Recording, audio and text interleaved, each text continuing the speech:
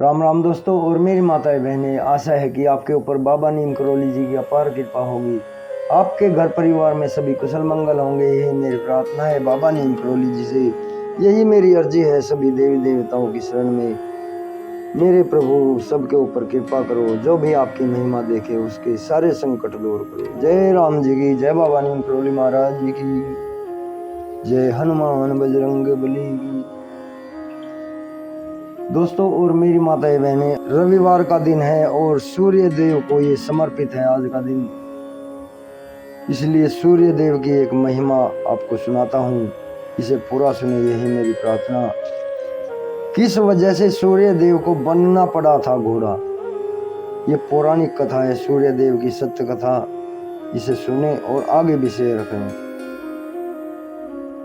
रविवार को सूर्य देव को प्रसन्न करने के लिए कई उपाय किए जाते हैं, उनके बारे में कई कथाएं भी प्रचलित हैं। आज की कड़ी में हम जानेंगे आखिर ऐसी क्या वजह थी जिसके कारण सूर्य देव को अश्व यानी घोड़े का रूप धारण करना पड़ा था। जाने उस पौराणिक कथा के बारे में। कथा के अनुसार ब्रह्मा के पुत्र दक्ष की पुत्री का नाम संज्ञा था, जिनका विवाह सूर्य देव से हुआ था। वे बेहद खूबसूरत थी। उन्होंने 2 पुत्रों को जन्म दिया, जिनका नाम था दक्षिणाधिपति यम और शनिश्चर। वे 4 कन्याएं ताप्ती, भद्र, कालिंदी और सावित्री, इन 4 कन्याओं को जन्म दिया। एक बार की बात है, जब संज्ञा सूर्य देव का तेज ना सह सकी तो उन्होंने अपनी प्रतिरूप स्त्री का निर्माण कर उसे संवर्णा नाम दिया। उन्होंने कहा कि तुम्हें सूर्य के साथ पत्नी कर्तव्य निभाना है, लेकिन इसके बारे में किसी को भी पता नहीं चलना चाहिए, यहाँ तक कि सूर्य देव को भी नहीं। जब भी कोई विपदा आएगी मुझे याद करना, मैं चली आऊंगी। यह कहकर संज्ञा मायके चली गई। पिता दक्ष ने पुत्री को समझाया कि विवाह के बाद पुत्री का इस तरह मायके में रहना उचित नहीं। उन्होंने अपनी पुत्री से कहा कि विवाहिता को अपने पति के घर पर ही रहना चाहिए।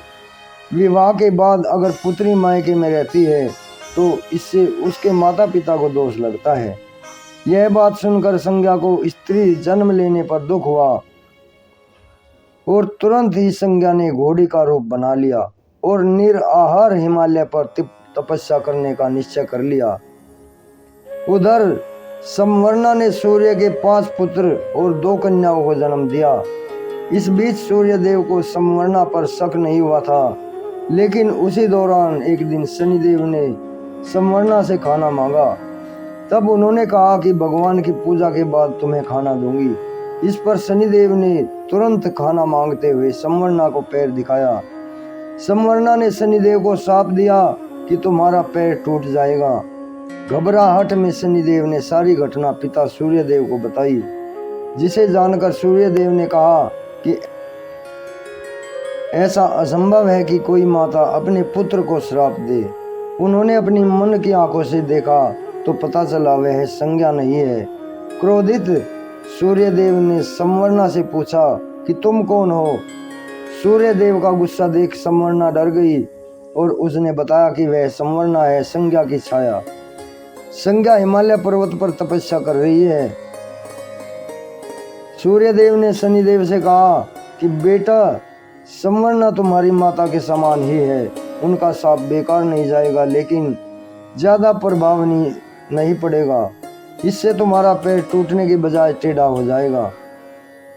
तब से ही शनिदेव का एक पैर टेढ़ा है। सूर्यदेव ने मन की आंखों से देखा तो पाया कि संज्ञा हिमालय पर्वत पर घोड़ी के रूप में तपस्या कर रही है और दिन रात सूर्यदेव का नाम जप रही है।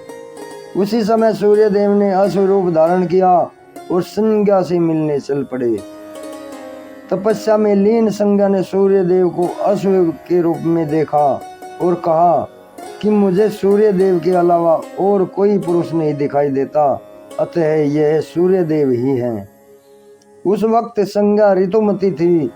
सूर्यदेव का वीर्य पतन हुआ, जिसे संज्ञा ने नासिका द्वारा ग्रहण कर लिया। इसके बाद वह गर्भवती हुई और नासिका द्वारा नासिका द्वारा ही अश्वी और वेदस्वत नामक 2 पुत्रों को जन्म दिया, जिसके बाद अश्व रूप में संज्ञा और सूर्य दोनों धरती पर अवतरित हुए। अभी आज्ञा लेता हूँ मेरे माताएं, मेरे बहनें, मेरे भाई और सभी के ऊपर बाबा नीम करोली जी की अपार कृपा बनी रही, यही मेरी प्रार्थना। जय राम जी, जय हनुमान की, जय बाबा नीम करोली महाराज जी की।